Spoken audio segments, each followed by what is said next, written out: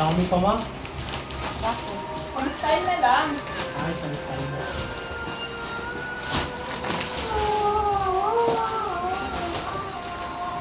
Ang dapat sito. Yun. Wala kang puti rin dyan.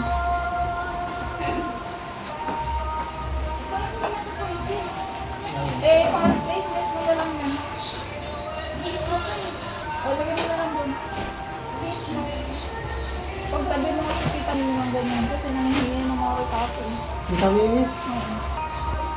Kasi tutunin daw niya sa ano. Pagkatapos ng bagong taon.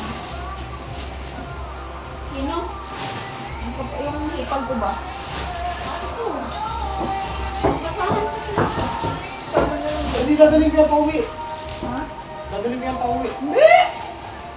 Ay, gusto mo magbitbit? Ayun mo. Bigas lang ang dadalhin mo. Bigas lang nga eh. Ito ng buhok. Saan ka pa?